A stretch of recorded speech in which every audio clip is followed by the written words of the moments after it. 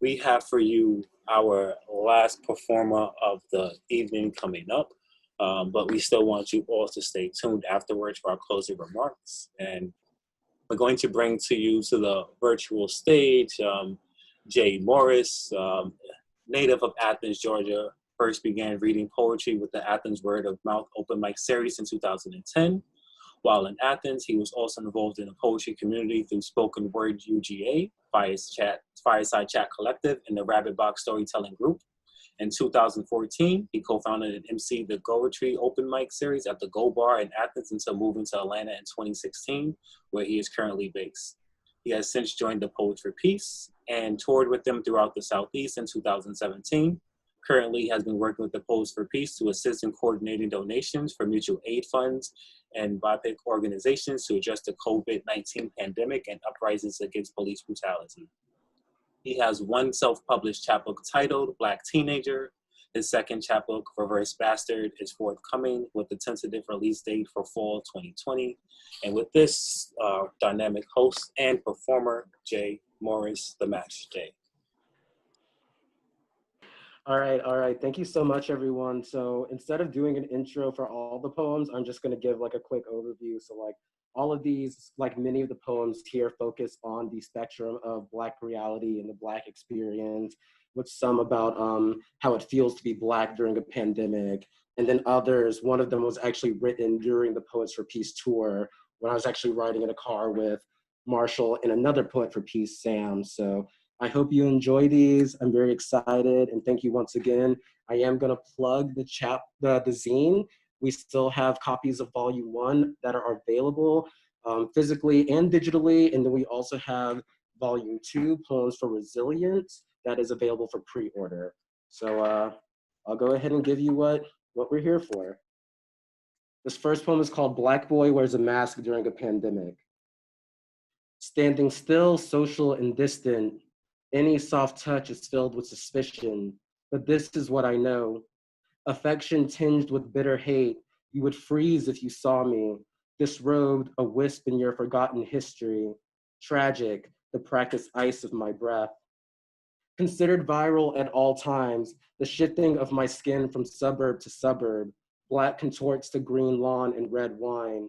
I was Black before you were sick, and I could be the first to go. Pandemic, the lift of my rising lungs. Cloth wrapped around my face, darker than Black, pull it off and I can lighten up at any moment. Every day is a mask. Every day has been a mask in which I have been seen and keenly avoided. When you cross the street, grip your purse, hold your dog back from the onslaught, catastrophic, my full and rising blood. So this next one is kind of about like family experiences. It's called Amber. A family moves towards reconciliation, scrubs the blood off the kitchen floor, evidence of the ways they were made to raise their children. A brutal theater reproduced. Silence and sound become twin barrels of the same gun. All things in their right place. My childhood home is a war museum.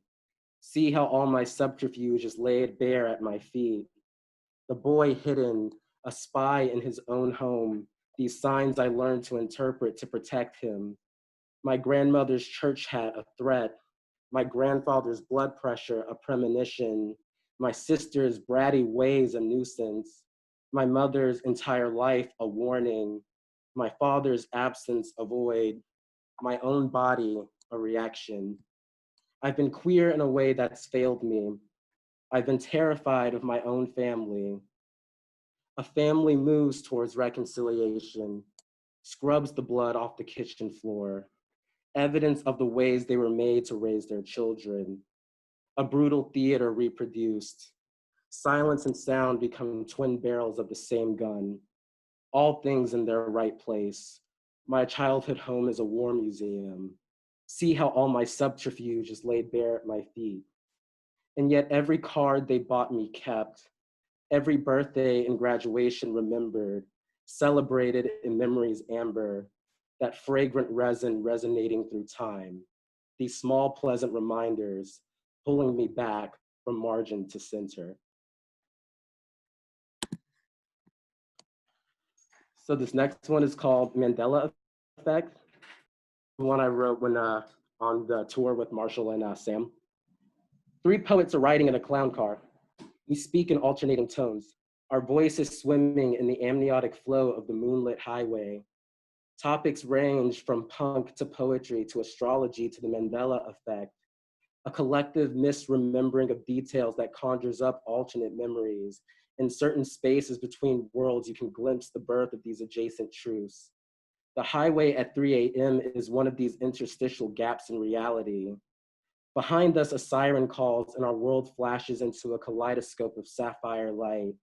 In one world, this is a cop car. In another world, this is an earthbound constellation of shooting stars come to perch atop our gravity. A being clad in monochrome steps out of the car. In one world, he is a police officer. In another world, he is an extrajudicial bounty hunter. He asks one poet if he knows why he is being pulled over. I can almost see the words respect and non-threatening and compliance flash across his pale face as he answers. The other poets sit still like lumps of coal buried deep in the earth. We are blending into the night. We have done this many times before, holding our breaths to slow the pulse of our black hearts. He cannot see us, or he chooses not to. I can glimpse another world opening as the officer walks back to his car to process the license and registration. In this world, I am in the driver's seat. In this world, I am pulled out of the car and pressed into the asphalt like I belong there. The words resist and noncompliance and oxygen flash across my darkened face. I am brought back to the world that is. The officer comes back to the driver's seat that I am not in and tells my friend, the poet, to be more careful. He walks away. Me and the other poet release our breaths and gasps of air. We have melted back into the world that is. In this world, we return to the amniotic flow of the moonlit highway. In another world, our blood flows like my grandma's tears. My breath is gone. I cannot breathe. All right, and this is my last one. This one's called Neck Bones. There was a really big time where I was like super into poems about food. Part one. My grandmother washes neck bones under warm running water. She handles them gently as if she understands the trauma of slaughter, how it pulls you out of your bed and into someone else's kitchen, onto someone else's cutting board. She handles them gently as if to apologize for their first life and prepare them for their second. I'm feeling bored and helpful. I hover about the kitchen ready to be commanded, but she waves me off and says, "This is woman's work." I watch her fingers as she pulls apart blood, cartilage, and fat to prepare the meat for the final rinse before the salt. The blood runs down her hands, a bright red on tender brown. Part two. Where did our blood and our skin come from? From which canal of history did our family flow? How many of us passed through the Atlantic? What bridges did we cross? Who did we leave behind? And who did we take in? I don't know where our black skin began, but I do know that everyone I see wearing it feels like a magnet trying to pull a compass towards true north. Our fields are disrupted and we're all going haywire. Culture is diaspora. Our history is dislocated. Whose job is it to pull us all back together again? Part three. My grandmother finishes salting the meat. She tosses it in a large pot with onions and garlic. She sets the stove to medium high. The water begins to writhe with heat. She sets the stove to medium low. The water simmers, the nighted struggle. Grandma, where did we come from? She writhes and simmers, tells me not to worry about it. We're black. Black is all we ever were, and it's all we'll ever be. We are just like any other Black family in Athens, Georgia. Her field exudes. My compass spins. Who taught us how to do this to each other? In the pot on the stove, the neck bones soften in anticipation of their second life.